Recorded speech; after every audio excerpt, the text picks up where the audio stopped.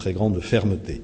Je comprends bien l'impatience, à la fois bien sûr de la population syrienne et de tous ceux qui sont solidaires de son sort. Nous aimerions faire plus fort, plus vite. L'option militaire n'est pas à l'ordre du jour, n'est pas examinée, et je ne l'ai pas examinée, contrairement à des rumeurs persistantes avec la Turquie lors de mon déplacement à Ankara et à Istanbul. C'est donc par l'action politique que nous continuons à aider le Conseil national syrien. Nous allons garder le contact permanent avec les personnalités qui le constituent et à la demande du Conseil national syrien, nous allons examiner, notamment avec nos partenaires de l'Union européenne, la possibilité de lancer des initiatives humanitaires pour alléger les souffrances des populations qui sont considérables. Faut-il créer des corridors humanitaires ou des zones humanitaires? C'est un point que nous allons examiner. Je vais demander à l'Union européenne de le mettre à l'ordre du jour de notre prochaine réunion.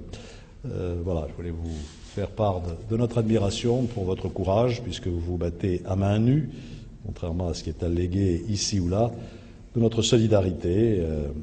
Cela pourra peut-être, hélas, être long, mais je n'ai pas de doute sur l'issue. Votre combat pour la liberté sera victorieux. Donc on est venu là pour remercier M. Juppé pour ses prises de position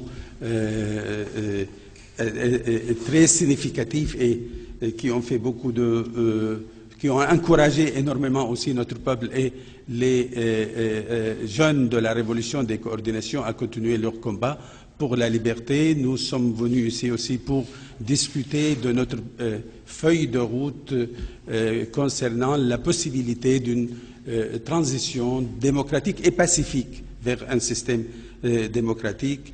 Nous sommes venus ici pour défendre justement cette option, la priorité d'une solution pacifique qui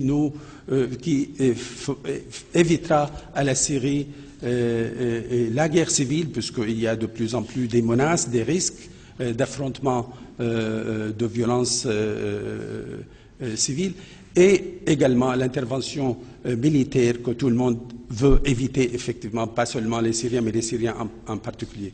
Et nous avons parlé également de la nécessité d'une coordination de l'ensemble des efforts internationaux, à la fois entre la Ligue des États arabes, l'Europe, les États-Unis, la Turquie et les pays voisins, pour qu'il y ait une action collective forte, significative, face à un régime qui